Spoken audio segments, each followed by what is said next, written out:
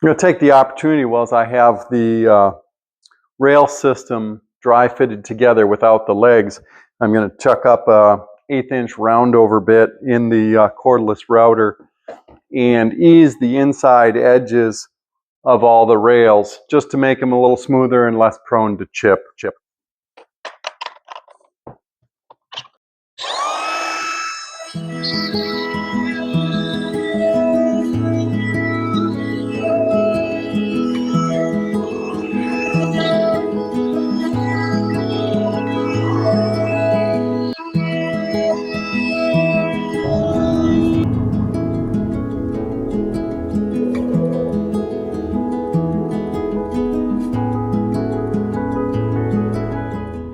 I'm going to take a little time and explain what I'm going to need to do to fasten the walnut top to the hard maple base.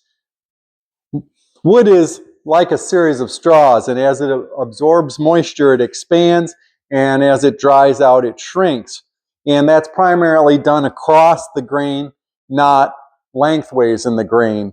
So this 40-inch top, between the dry months of the winter and the humid months of the summer, it could expand somewhere between 1/4 to 5/8 of an inch, depending on how big the moisture swing is. So it's going to be important not to lock this down tight to the frame, the base, without letting it move, because lengthwise there's not going to be virtually any expansion or contraction in this maple, but there is going to be in the walnut. So it's a matter of holding it down, but allowing for seasonal movement in the wood.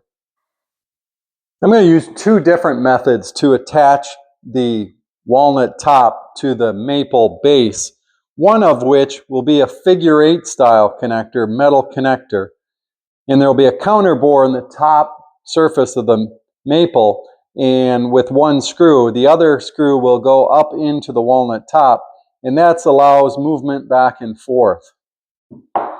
The other one is going to be a clip, a Z-clip, that will fasten into a groove in the maple base and allow movement this way or in and out.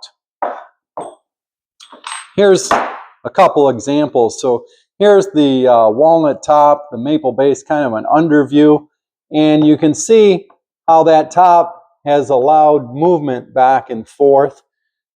Here's the slot. You can see how that could go in and out both directions. A close-up view of that allowed movement.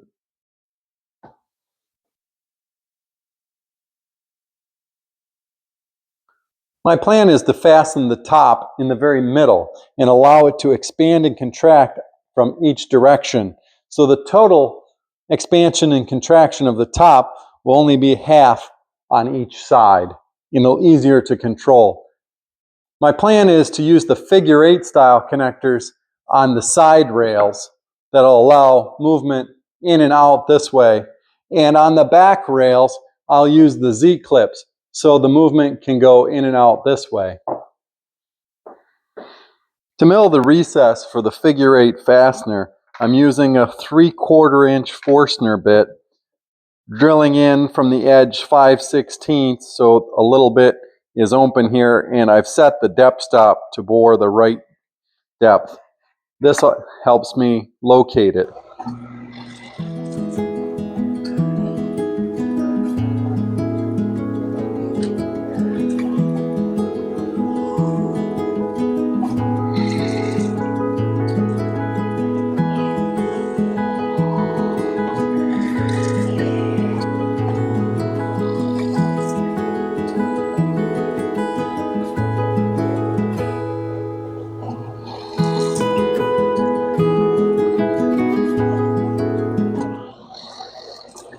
To give the figure-8s a little bit more room to travel, I'm taking a chisel and just cutting off the corners.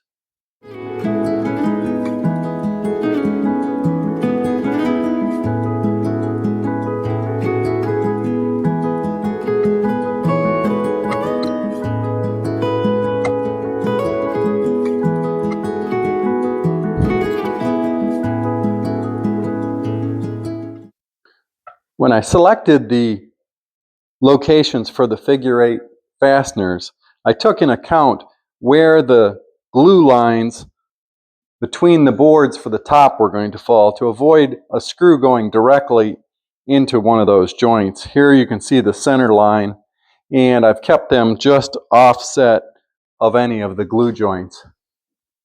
To fasten the top in the very center so that the movement is both ways, I'm choosing to use a pocket screw in the center, and it looks like this, where the pocket is cut down through the base, and then the screw, long screw, comes down through and will go into the top. And I use this jig set up for 1.5" stock.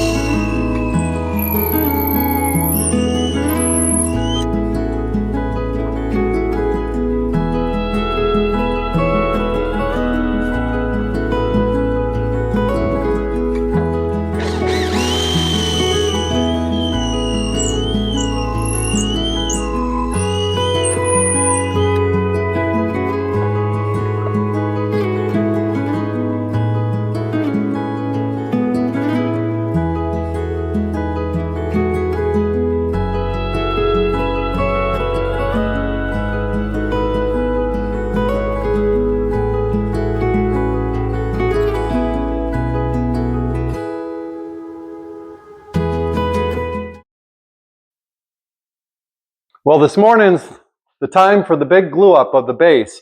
All the maple parts have been sanded. It's much easier to sand the individual parts than once the base is together. I filled any little chips or holes with some black epoxy and sanded it smooth. Done a dry fit to be sure that we know the sequence, and it's a good quiet morning to do this. Once it's glued up, it can sit in the clamps for a while and cure. So it's a good point in the project. Really feel like making some progress.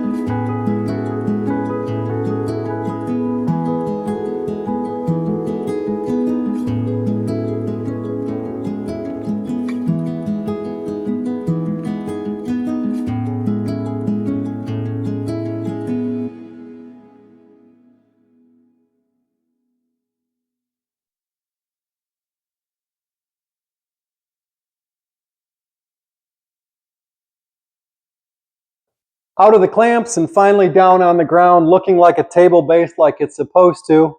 Next step will be fitting the pull-out tray for working on puzzles, then probably some fine sanding and touch-up work before moving on to the finishing. But all in all, getting closer. It's taken quite a bit of hours to get to this point.